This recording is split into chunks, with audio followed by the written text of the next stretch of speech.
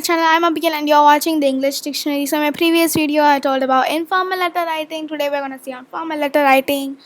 So before I move on to the video, don't forget to click the like button if you liked it, and also don't forget to subscribe to the channel if you're new. Also, on the top right corner I'll be posting the informal letters info. So make sure to check that out. So now let's move on. Why do we use it?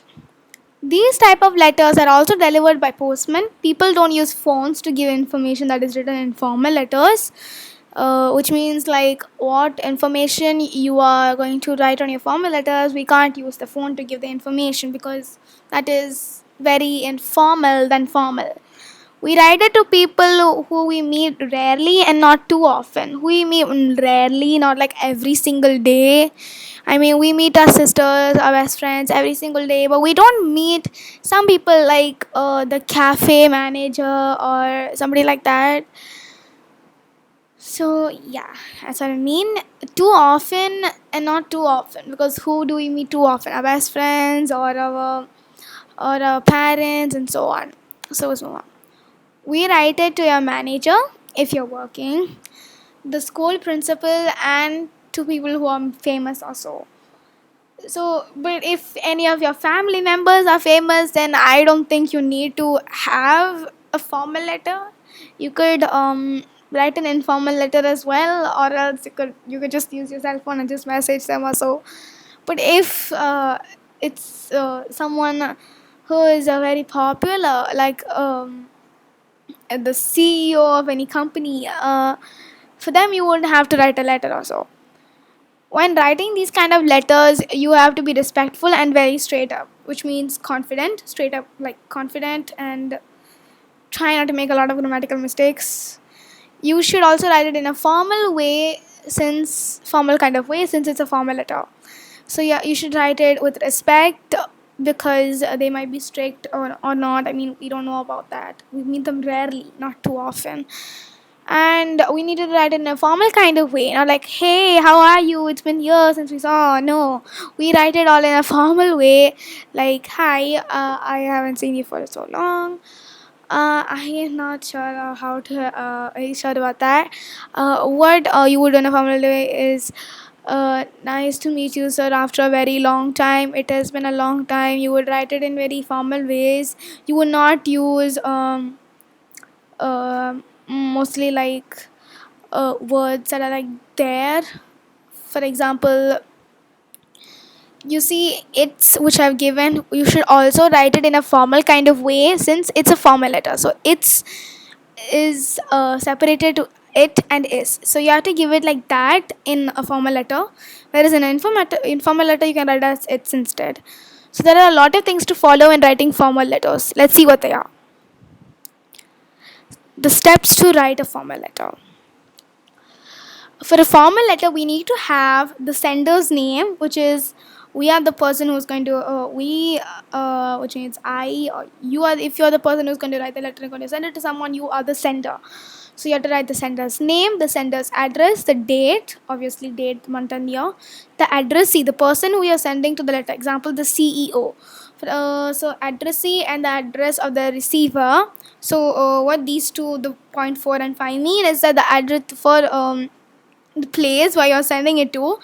If you are sending it to the Apple company, maybe you will write the address of the Apple company below the addressee, which is on top. The addressee will write the CEO, the secretary, or somebody like that. So you will write the CEO, and the address of the receiver, the Apple office address, probably. I don't know what the office address is, but you could just Google it out and find out. The salutation, the subject, the body, a closing statement, and your signature. If you don't have a signature, you can also write your name. Let's see a sample of how it would look like. So I created a sample. Take a look at the sample letter and tell me, and let me tell you what they each represent from the previous slide. So this is the sample which I have made. So if you see the details which I have added, like the name, the first letter of your first name, your surname, or your last name, it has to be given in caps. Only the first letter, not the rest of them. It can be small and anything.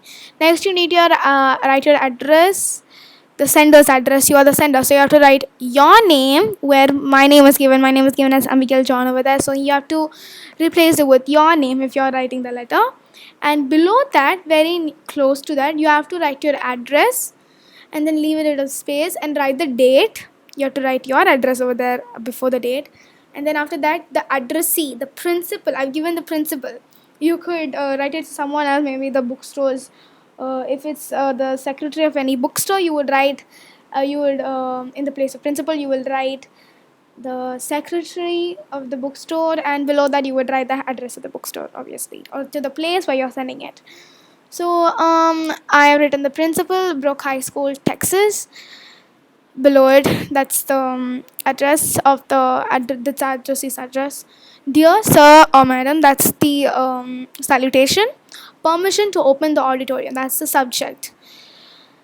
And then you leave space and write it formally. I, a student of grade 7, request you to reopen the auditorium of the school for the event that is going to be conducted on 12th May. We would love to make use of the auditorium for the upcoming event. Please agree to the options. The kids should come to the auditorium after the 7th class. The keys of the auditorium should be given to the PET teacher, which is physical education teacher. We should be able to decorate the auditorium for the event. Hope you agree to these options. Yours faithfully, Abigail John. So the body is from I, a student of grade 7, to hope you agree to these options. That is the whole body. And then yours faithfully, that's the closing statement. And Abigail John is your signature. I can't write in my signature over here, so I've given my name.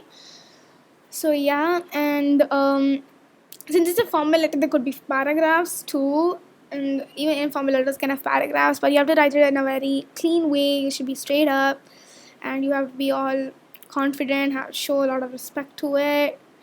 You have to use a lot of polite words, which would be really helpful. So, which will be very helpful, so that they will agree to whatever you're asking them. So that's the sample letter. Hope you guys understood. Let me just recap it again. Abigail John, the sender's name, which is your name. Below that, very near to that, the sender's address, your address. Then the date, the principal, the addressee, the person who you're going to send it to. Brook High School, Texas, the address of where the person is going to be most of the time. The sir or madam, the salutation, permission to open the auditorium, subject. I, a student of grade 7, 2. Hope you agree to these options. That's the body. Yours faithfully, the closing statement, Abigail John. This is your signature. If you don't have one, you can write your name. So thank you for watching. Don't forget to like, share, and subscribe. Also, don't forget to hit the bell notification for more videos just like this. Also, don't forget to feel free to ask any questions or doubts in the comments. See you all next Monday. Bye bye.